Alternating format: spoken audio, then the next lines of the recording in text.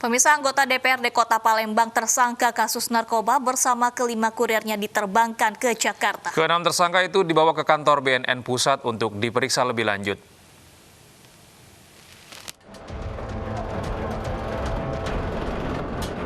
Badan Narkotika Nasional membawa D, anggota DPRD Kota Palembang beserta 4 tersangka lainnya ke Jakarta untuk diperiksa lebih lanjut oleh BNN Pusat.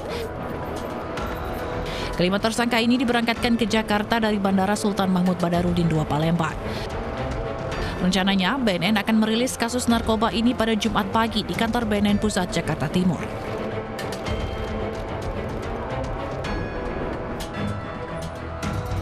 Sebelumnya, tim gabungan Badan Narkotika Nasional menggerebek sebuah kios laundry yang berisi sabu 5 kg dan ribuan pil ekstasi siap edar. Dari operasi ini, petugas menangkap seorang anggota DPRD Kota Palembang berinisial D. Anggota dewan tersebut diduga sebagai bandar narkoba yang memasarkan sabu di wilayah Palembang hingga berbagai daerah lainnya di Sumatera Selatan. Aktor intelektual. Oh, berarti D yang mengatur jaringan narkoba. Jelas begitu. Ya. Jadi dikatakan bandar. Seorang oknum ya harusnya jangan begitulah. Jadi contoh harusnya, ya kan? Selain anggota dewan dan istri, petugas juga menangkap 4 tersangka lain yang bertugas sebagai kurir. Dari Palembang, Sumatera Selatan, Firdaus Guntur, iNews melaporkan. Pemirsa, Kejaksaan Agung kembali memeriksa Joko Chandra sebagai tersangka kasus kepengurusan fatwa Mahkamah Agung. Tiba di Kejaksaan Agung, Joko Chandra tidak mengenakan rompi tahanan dan tanpa borgol.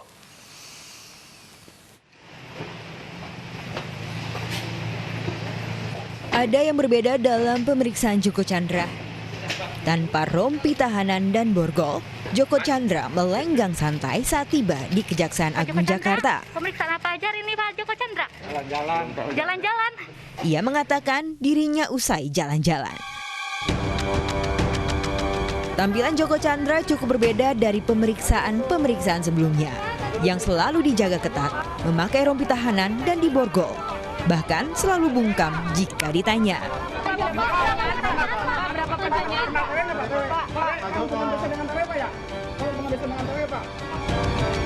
Kuasa hukum Joko Chandra mengatakan kliennya diperiksa terkait kasus suap kepengurusan fatwa Mahkamah Agung yang diajukan Jaksa Pinangki Sirna Malasari. Dari Jakarta, Helmi Sanjangbati, iNews melaporkan. Pemirsa, nama Jaksa Agung ST Burhanuddin disebut-sebut dalam action plan atau proposal kepengurusan fatwa Mahkamah Agung dalam sidang dakwaan terdakwa Pinangki. Namun Jaksa Agung membantah keterlibatannya saat menghadiri rapat kerja Komisi 3 DPR RI. Adalah pengiriman surat dari pengacara kepada BR dalam kurung Burhanuddin atau pejabat Kejaksaan Agung yang dimaksud oleh terdakwa sebagai surat permohonan fatwa Mahkamah Agung dari pengacara kepada Kejaksaan Agung. Nama Jaksa Agung ST Burhanuddin disebut dalam sidang dakwaan Jaksa Pinangki Sirna Malasari saat pembacaan action plan atau proposal kepengurusan fatwa Mahkamah Agung atas kasus Joko Chandra.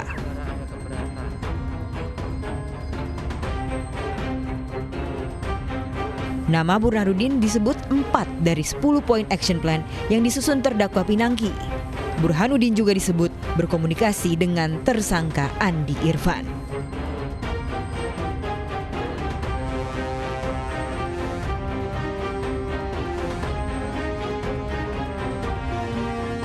Namun dalam rapat kerja dengan Komisi 3 DPR RI hari ini, Jaksa Agung membantah keterlibatannya.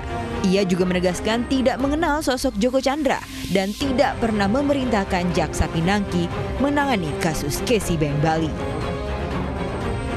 Bahwa kami menangani perkara Pinangki secara terbuka dan saya tidak pernah menyampaikan apapun dengan penyidik, lakukan secara terbuka.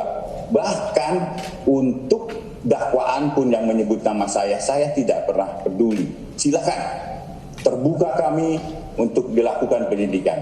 Dan teman-teman sudah melakukan itu. Kemudian apakah saya ada melakukan video dengan Joko Chandra? Kami sama sekali tidak mengenal yang namanya Joko Chandra. Saya tidak pernah komunikasi dengan Joko Chandra dan saya tidak pernah untuk memerintahkan Pinangki untuk menangani Joko Chandra. Adalah suatu hal yang bodoh apabila kami melakukan itu. Karena perkara ini tinggal eksekusi. Tidak ada lagi upaya lain, upaya hukum lain tidak ada. Ini hanya tinggal eksekusi. Kalau Irfan Jaya, pada waktu saya jadi Kajati Sulawesi Selatan, dia sebagai orang LSM pernah ketemu saya. Dan sejak itu saya tidak pernah lagi berhubungan dengan yang bersangkutan. Komisi 3 juga meminta Kejagung untuk membuka dugaan klaster politik dalam skandal kasus Joko Chandra. Pihaknya akan mengawasi jalannya kasus Pinangki sesuai komitmen dari Jaksa Agung. Dan Jaksa Agung berjanji bahwa tidak akan ditutup-tutupi jika ada pihak lain yang akan ikut terlibat. Janji itu kami pegang dan kami akan awasi sesuai dengan tugas fungsi kami. Selain Jaksa Agung Burhanuddin, nama pejabat Mahkamah Agung Hatta Ali juga disebut dalam sidang dakwaan Jaksa Pinangki. Dari Jakarta, Gebi Natasha, Ade Suryananda, Rizky Yulianto, iNews melaporkan.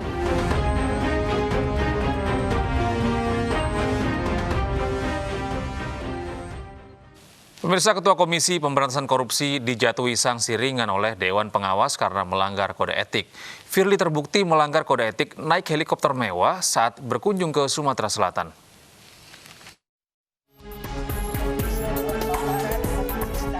Dewan Pengawas KPK menjatuhkan sanksi ringan berupa teguran tertulis 2 kepada Firly Bahuri atas perbuatannya naik helikopter untuk kepentingan pribadi dari Palembang ke Batu Raja, Sumatera Selatan.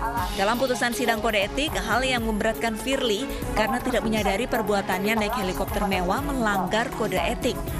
Sementara hal yang meringankan karena Firly belum pernah dihukum akibat pelanggaran kode etik. Oleh karena terperiksa telah terbukti melakukan pelanggaran kode etik dan pedoman perilaku Komisi Pemberantasan Korupsi, maka harus dinyatakan bersalah dan dijatuhi hukuman. Hal yang memberatkan, terperiksa tidak menyadari pelanggaran yang telah dilakukan. Terperiksa sebagai Ketua KPK yang seharusnya menjadi teladan, malah melakukan yang sebaliknya. Hal yang meringankan, terperiksa belum pernah dihukum akibat pelanggaran kode etik dan pedoman perilaku. Terperiksa kooperatif sehingga memperlancar jalannya persidangan. Sidang ini merupakan tindak lanjut laporan masyarakat anti korupsi Indonesia kepada Dewan Pengawas KPK. Maki memaparkan bahwa Firly naik helikopter milik perusahaan swasta saat perjalanan dari Palembang menuju Batu Raja 20 Juni lalu. Dari Jakarta, Revika Sibarani, Ade Ahmad dan Yulia Lorena, iNews melaporkan.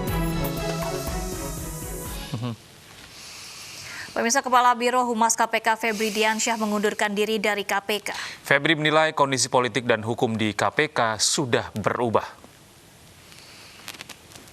Kepala Biro Humas yang juga mantan juru bicara KPK Febri Diansyah mundur dari lembaga anti rasuah. Pengunduran ini sudah disampaikan kepada pimpinan KPK secara tertulis pada 18 September lalu.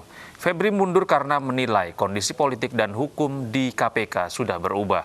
Febri mengatakan tidak akan berhenti memperjuangkan anti korupsi di Indonesia meski sudah tidak bergabung dengan KPK. Febri bergabung dengan KPK setelah menjadi aktivis Indonesian Corruption Watch dan ditunjuk menjadi juru bicara KPK pada 2016 lalu. Dengan segala kecintaan saya terhadap KPK, saya pamit duluan dari KPK.